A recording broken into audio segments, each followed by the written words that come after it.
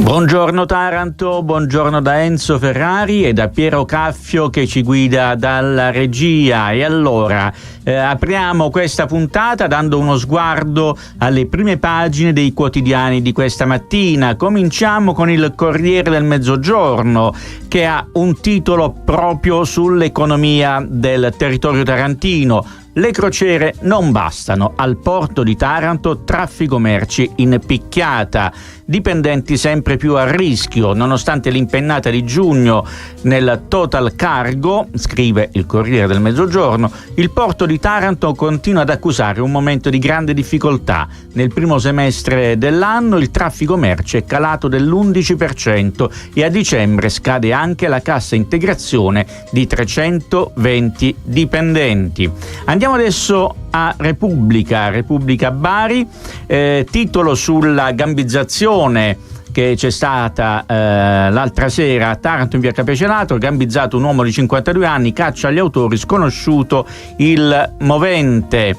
E poi si parla ancora dei Giochi del Mediterraneo con una intervista a Francesco Boccia, il quale dice: i Giochi di Taranto siano un punto di partenza, i fischi a Meloni segnale di disagio. E c'è anche una intervista al consigliere comunale Antonio Lenti dei Verdi, il quale dice: anch'io ho fischiato ai Giochi, Meloni in 4 anni non si è mai vista a Taranto. E di questo abbiamo fatto anche un passaggio ieri nel nostro telegiornale, ricordando che, a dire il vero, i Verdi, da quando sono al governo della città, sulla questione Ilva non si sono sentiti in modo particolarmente chiaro.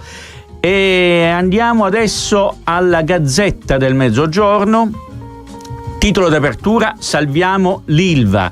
La Federmeccanica dice: lo Stato entri da imprenditore. Caro carburanti, si cerca di evitare un'altra stangata. E ancora il ministro Lollobrigida che dice: l'occupazione è la priorità, mentre il deputato del PD Ubaldo Pagano afferma il governo usi i fondi europei per l'energia. E poi la finestra dedicata ai Giochi del Mediterraneo: un'Italia superstar nel ciclismo, podio femminile tutto tricolore. Impianti pieni, così Taranto riscopre lo sport. Nel nuoto tarantino d'argento, grande rimonta di Potenza. E dalla Gazzetta passiamo all'Edicola, che apre con l'economia. Sorpresa, ferma la crescita in Puglia, è l'ultima fra le regioni del sud. E questa è una notizia abbastanza sorprendente, se vogliamo. Il meridione mette il turbo, ma l'ex locomotiva resta in coda. È quanto emerge dai dati dell'economia elaborati dal centro studi di Unimpresa sulla fatturazione elettronica del 2025. Nave Garibaldi da museo galleggiante a regalo all'Indonesia. Appunto, come sappiamo, la nave, la portaerei, è stata ceduta gratuitamente alla Marina Militare dell'Indonesia e ieri sera ha lasciato Taranto attraversando per l'ultima volta il ponte girevole. Dall'Edicola passiamo a Quotidiano, che apre con i Giochi del Mediterraneo. Giochi, che è successo? Già 135.000 biglietti venduti, biglietti polverizzati. A Taranto gli eventi sono quasi tutti al completo. A 10 giorni dalla cerimonia di chiusura, la vendita dei biglietti per i Giochi del Mediterraneo di Taranto supera quota 135.000.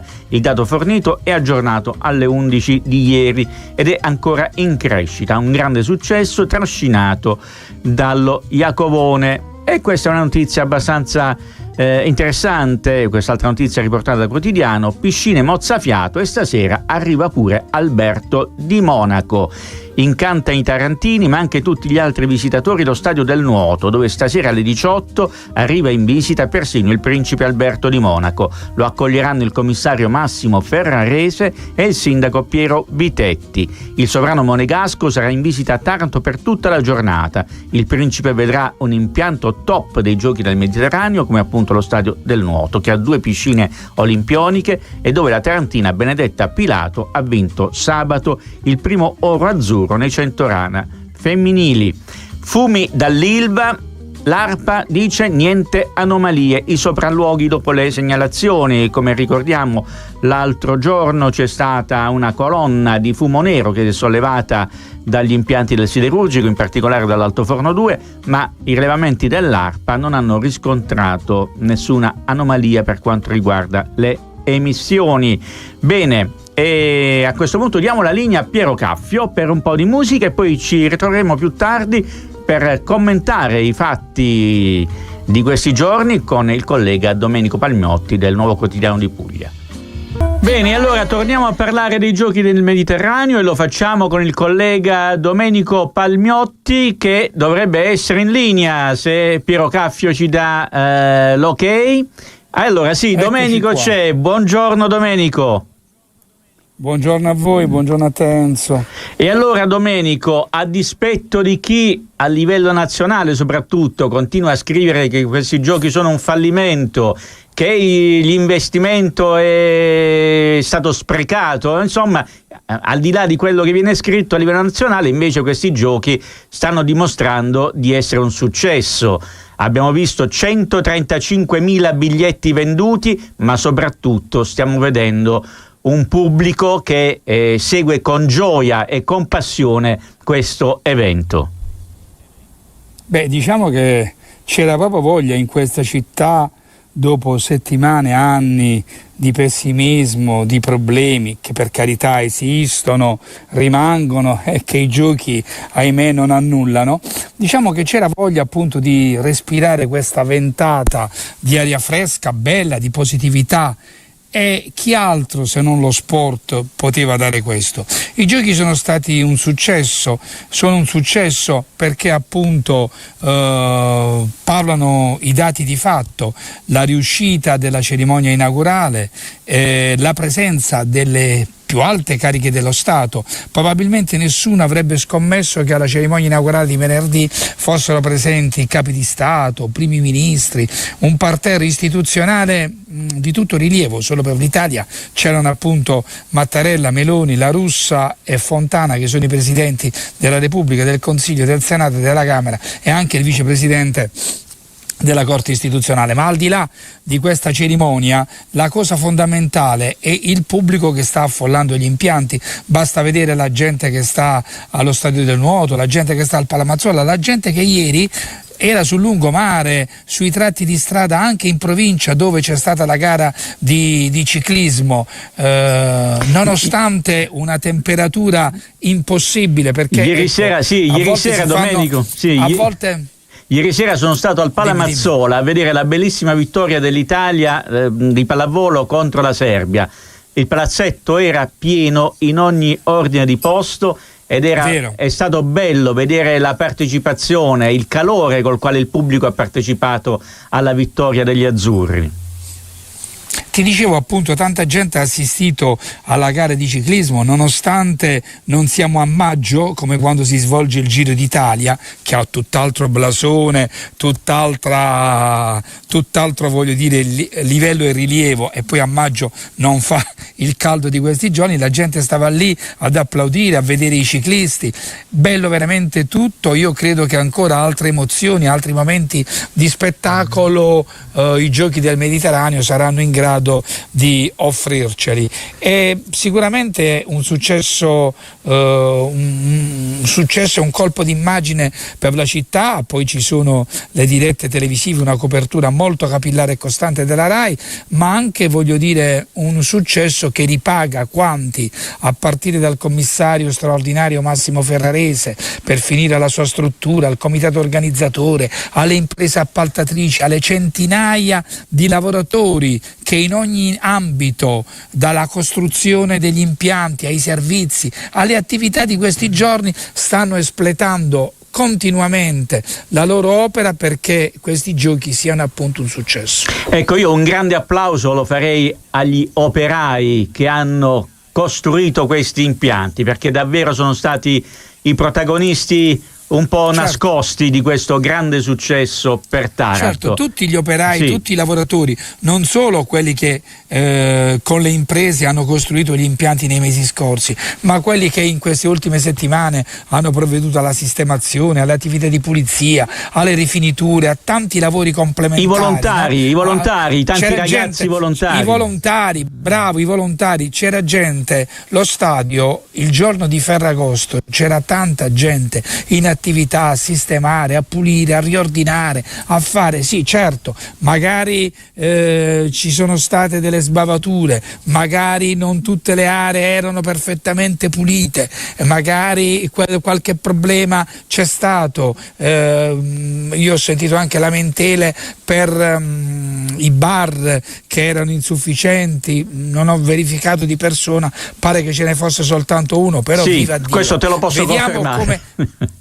Vediamo come siamo arrivati a questi giochi. Sì. Siamo arrivati a questi giochi proprio col fiato in gola. Era una scommessa impossibile, era una scommessa difficile. Un anno fa, come oggi, non c'era praticamente nulla o pochissimo, il commissario è partito da zero e ha portato a segno il risultato. E ricordiamo che due anni e mezzo fa abbiamo rischiato di perdere di questi giochi proprio perché non c'era assolutamente nulla. Ma prova ne sono i complimenti e i ringraziamenti che per 3 volte il Presidente della Repubblica Sergio Mattarella ha espresso a Ferrarese. Li ha espressi Mattarella quando è arrivata al Castello Aragonese, la sua prima tappa, quando è poi arrivata allo stadio e prima di andarsene. Ma complimenti sono venuti anche dal mondo dello sport, da Luciano Bonfiglio, attuale presidente del CONI, a Giovanni Malagò, che è stato ex presidente del CONI e ha vissuto, diciamo, almeno fino a alcuni mesi fa, ha vissuto tutta la macchina organizzativa dei giochi, è venuto a Taranto, ha conosciuto bene i ritardi e le difficoltà in cui ci siamo imbattuti. Domenico, ci dobbiamo lasciare per 2 minuti. Sì. No, finisci. Lo stesso Malagò? Sì, lo stesso Malagò si è complimentato con Ferrarese, ha detto: non pensavo che sareste riusciti in questa impresa. Domenico, 2 minuti di pazienza, poi torneremo a collegarci con te, parleremo ancora dei giochi, di Alberto di Monaco che sarà oggi a Taranto. E poi faremo un passaggio anche sull'Ilva, immancabile. Linea Piero Caffio. E torniamo a parlare dei giochi del Mediterraneo con il collega Domenico Palmiotti del Nuovo Quotidiano di Puglia. Allora Domenico, oggi ci sarà questa sorprendente visita del principe Alberto di Monaco. Certo, sì, il principe Alberto di Monaco arriverà fra circa un'ora all'aeroporto di Grottaglie, poi andrà in provincia a Montemesola a vedere un impianto per il gioco delle bocce, però non il gioco delle bocce come lo conosciamo noi, ma una versione particolare che viene anche svolta in Francia, nella Provenza. Quindi il principe vedrà questo impianto, dopodiché andrà a bordo della nave Aroia, che è ormeggiata alla base navale della Marina e che ospita la gran parte degli atleti e delle atlete dei Giochi del Mediterraneo. Lì sarà a pranzo, poi nel primo pomeriggio andrà al centro nautico, il Mar Piccolo, nella parte dedicata alla vela, perché il centro nautico si divide in 2 grandi aree: l'ex stazione torpediniera dedicata alla vela, l'area sottostante, la scuola dell'aeronautica e Parco Cimino dedicata a canoa e canottaggio. Quindi alle 18 il principe Alberto di Monaco sarà allo stadio del nuoto, dove sarà ricevuto dal commissario Ferrarese e dal sindaco di Taranto Piero Bitetti. Sicuramente è una presenza importante che dà ulteriore lustro, no? Ai Giochi del Mediterraneo, dopo quelle che abbiamo avuto in questi giorni. Ieri per esempio per il governo è stato a Casa Italia anche il ministro delle politiche agricole Francesco Lollobrigida. Domenico, lo sentiremo più tardi in un successivo collegamento, i commercianti del borgo soprattutto lamentano qualche disagio perché i divieti di sosta, di transito eccetera hanno in qualche modo paralizzato un po' l'attività commerciale. Cosa ne pensi di questo? Sono gli effetti collaterali? Sono gli effetti collaterali, però viva Dio. Io vorrei dire ai commercianti, ma state vedendo Taranto come è cambiata, come è rinata, quanta gente c'è? Poi è ovvio, una gara di ciclismo e qui le gare, voglio dire, si svolgono, non c'è solo il ciclismo, c'è la roller marathon, c'è il triathlon, hanno bisogno di strade libere, ecco perché Lungomare, Corso Umberto, Via Nitti sono stati sgomberati dalle auto, così come nel giorno dell'inaugurazione tante strade sono state interdette perché c'erano le più alte cariche dello Stato, c'erano altri capi di Stato e primi ministri stranieri, quindi c'erano ragioni di sicurezza. Per esempio nel pomeriggio di venerdì tutti i ponti della superstrada da Grottaglie a Taranto erano tutti controllati e presidiati. Sì. Queste cose non accadono soltanto a Taranto, accadono ovunque, in qualunque parte d'Italia e direi del mondo dove ci sono questi grandi eventi. Anche se domani dovesse venire il Papa Leone, accadrebbe la stessa cosa. Quindi io non capisco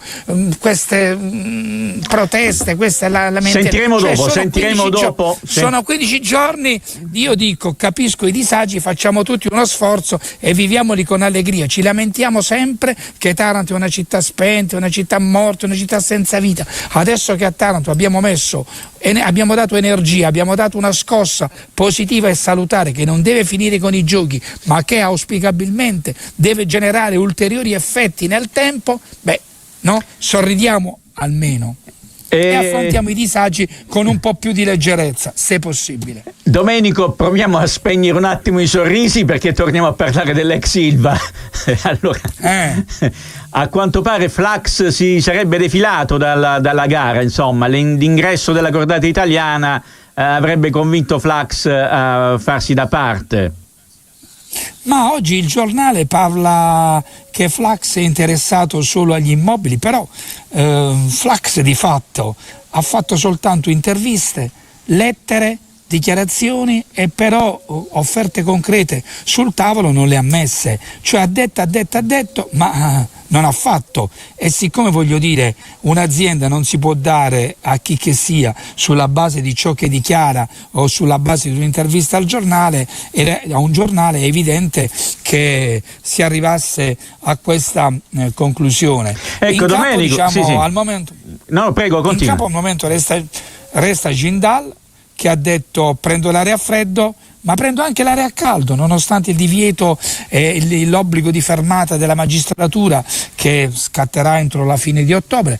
Ha detto Jindal, io la prendo, poi deciderò io a mio rischio, a mia valutazione imprenditoriale cosa fare. E poi c'è la cordata italiana che nel frattempo ha visto l'arrivo di un'altra azienda, Eusider, della famiglia Anghileri, Eusider, che già col bando di agosto 2025 si era candidato a prendere singoli pezzi, singoli asset di Ilva, sia da solo che con Marcegaglia.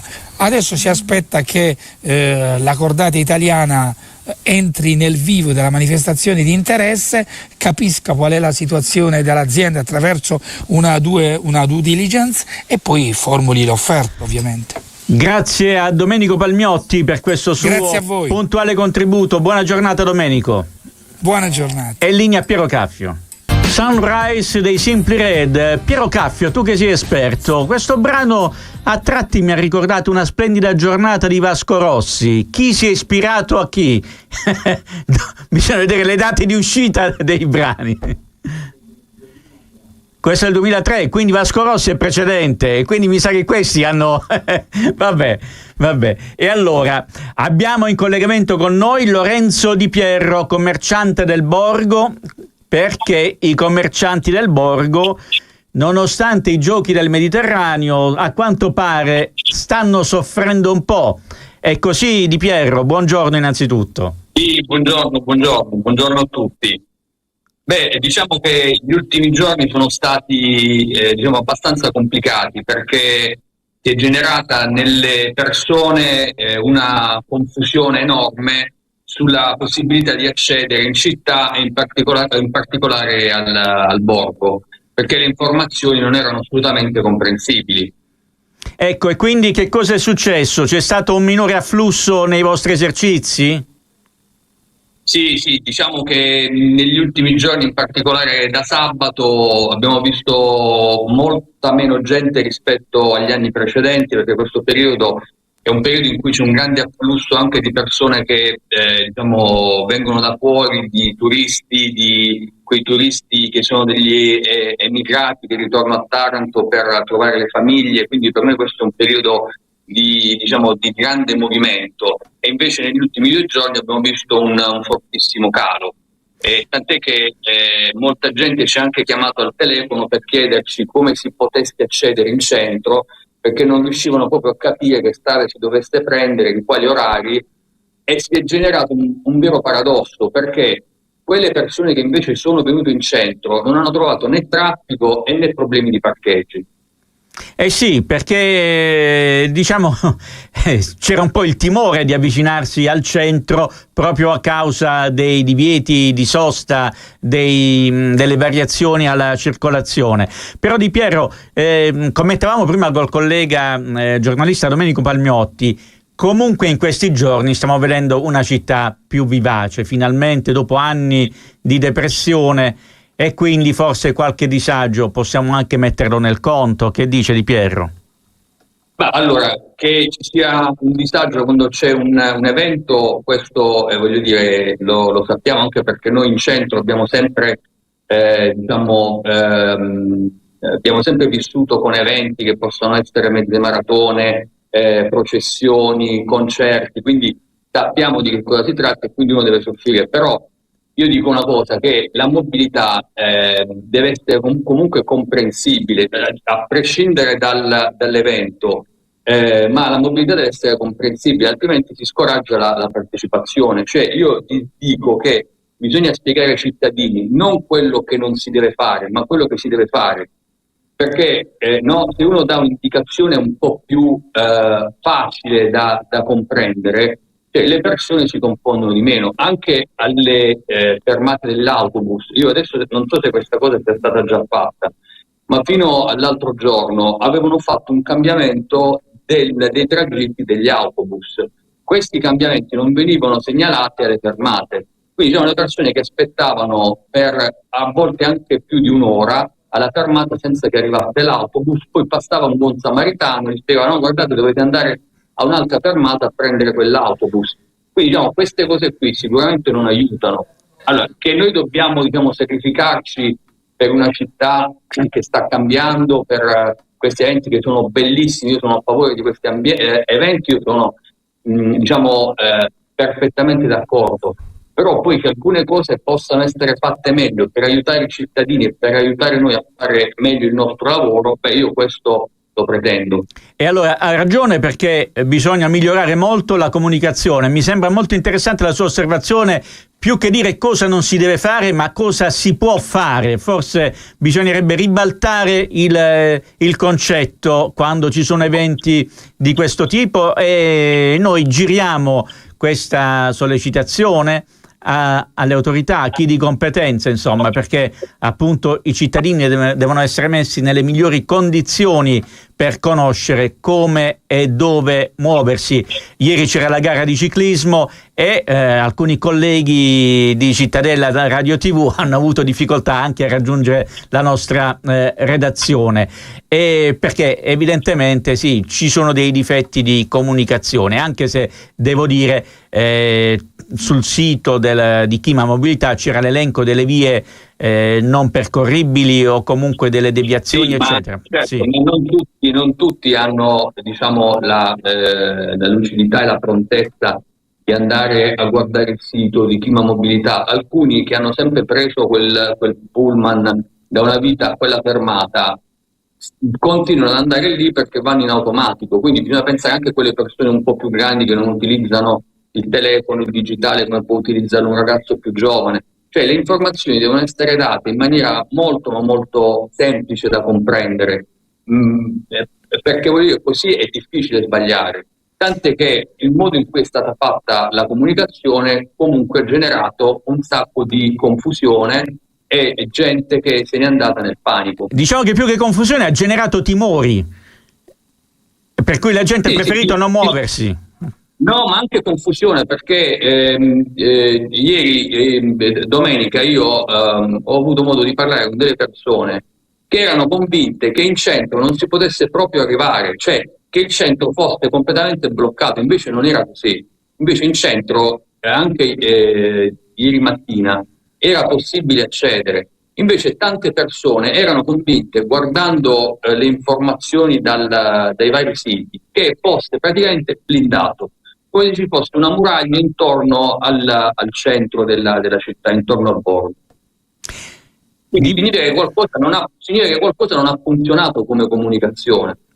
E allora ben vengano questi eventi, ma bisogna sicuramente, e lei su questa ragione, migliorare la comunicazione, rendere una comunicazione più facile, più accessibile a tutti. E questo ma io dico non solo per i commercianti o solo per i residenti del centro, ma anche per quelle persone di fuori che vogliono venire a vedere le attività e gli eventi dei Giochi del Mediterraneo. Rendiamoglielo facile, cioè sfruttiamo questa occasione per far arrivare più gente nella nostra città, perché altrimenti il problema può essere non solo per i tarantini, ma anche per quelle persone che vengono da fuori, che possono vedere un'immagine nuova della città, ma che hanno difficoltà ad arrivarci.